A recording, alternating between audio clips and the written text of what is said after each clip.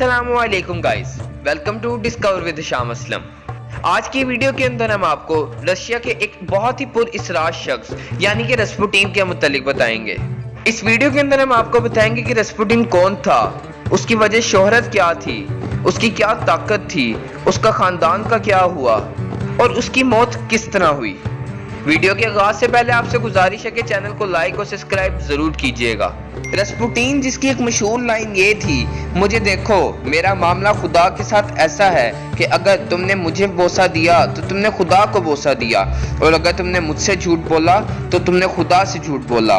मेरे गुनाह तुम्हारी तरह इतने मामूली नहीं है जिनकी कोई वक़्त ना हो, बल्कि वो इस बात का हक रखते हैं कि इनको माफ किया जाए। आप इसके इस जुमले से अंदाजा लगा सकते हैं कि रस्पुटिन एक इंतहाई शैतानी शख्सियत का मालिक था।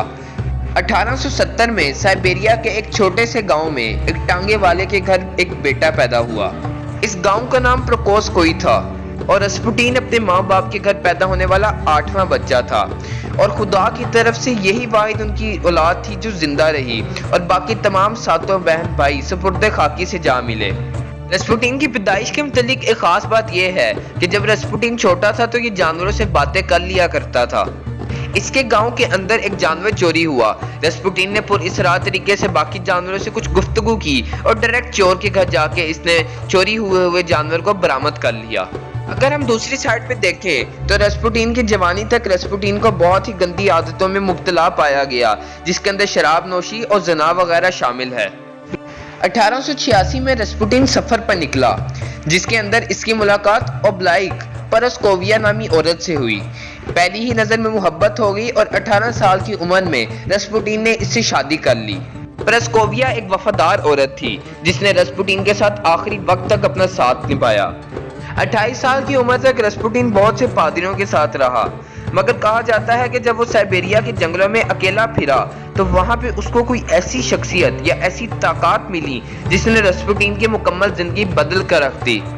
सेंट पीटर्स में एक पादरी ने रस्पुटिन को दावत पर बुलाया, जिसकी वजह से रस्पुटिन की वजह शोहरत में थोड़ा और इजाफा हो गया। रस्पुटिन पुरअसरार तरीके से किसी भी बीमारी का इलाज कर लेता था। हिप्नोटिज्म और शैतानी अलूम में इसको बहुत ज्यादा फन हासिल हो चुका था। उस जमाने की मलका, जिसका नाम निकोलस अलेक्जेंड्रा था, उसके बेटे को फीलिया नामी मर्ज था जिसका इलाज नामुमकिन हो चुका था। मलका अलेक्जेंड्रा की एक करीबी नौकर ने उसे इस बात का मशवरा दिया कि अब किले में रस्पुटिन को बुलाना चाहिए, और मलका अलेक्जेंड्रा उसके मशवरे से बहुत ही ज्यादा मुतासिर हुई और चंद ही दिनों के बाद उसने रस्पुटिन को किले में आने की दावत दे दी। नाजरीन, ये वो वक्त था जब रस्पुटिन की शोहरत में खासा इजाफा होने वाला था और रस्पुटिन का नाम पूरी दुनिया में फैलने वाला था। रस्पुटिन जैसे ही अलेक्जेंड्रा के बेटे से मिला, उसने तमाम डॉक्टरों और हकीमों को इस बात का हुक्म दिया कि वो उसको अकेला छोड़ दे। रस्पुटिन चंद लम्हों के लिए उसके बेटे के साथ अकेला रहा। हैरतअंगेज तौर से उसका खून बहना भी रुक गया और वो बिल्कुल ठीक होकर रस्पुटिन के साथ खेलने लग पड़ा। मलका अलेक्जेंड्रा इस बात से बहुत ही खुश हुई और इसने रस्पुटिन को किले में ही रख लिया।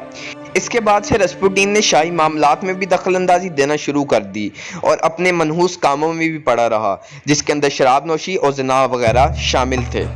अगर हम रस्पुटिन के ऊपर होने वाले कातिलाना हमले के मुतालिक बात करें तो एक क्योनिया नामी खातून ने रस्पुटिन के ऊपर हमला किया था, जिसके अंदर उसने रस्पुटिन के मैदे के अंदर चाकू घोंप डाला था। इस हमले से रस्पुटिन बहुत ही शदीद तौर पर जख्मी हो गया था और इसके बचने के चांसेस बहुत ही कम लग रहे थे, मगर हैरतअंगेज तौर पर ना सिर्फ रस्पुटिन इस हमले से बच गया बल्कि मुकम्मल तौर पर सेहतयाब भी हो गया। मगर कहा जाता है कि रस्पुटिन आखिरी दम तक तकलीफ की शिकायत करता रहा जो कि इस हमले से उसको मिली थी।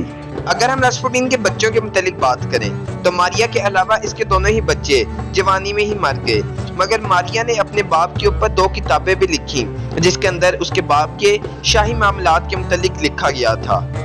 अब हम आपको रस्पुटिन की हैरतअंगेज मौत के मुतालिक बताते हैं। 29 दिसंबर 1916 में प्रिंस फिलिक्स और ग्रैंड ड्यूक नामी शख्सियत ने रस्पुटिन को दावत पर बुलाया।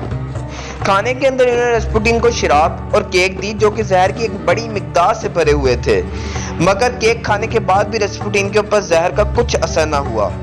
कहा जाता है कि इसके बाद रस्पुटिन को 3 और गोलियां मारी गईं, एक सीने पर और 2 कमर पर। मगर रस्पुटीन इतना सख्त जान था कि वो अभी भी उठकर भागना शुरू हो गया। इसके बाद रस्पुटीन को पकड़कर दरिया के अंदर फेंक दिया गया और रस्पुटीन उस जमे हुए दरिया के अंदर ही मर गया। 2 दिनों के बाद रस्पुटीन की लाश जब निकाली गई तो उसके ऊपर 3 गोलियों के निशान, मारने के निशान और इसके अलावा उसके फेफड़ों के अंदर पानी दरियाफ्त हुआ। कहा जाता है कि 2 माह के बाद चंद सिपाहियों का टोला आया। इन्होंने रस्पुटीन की लाश को दोबारा खोदा और इसको जला दिया।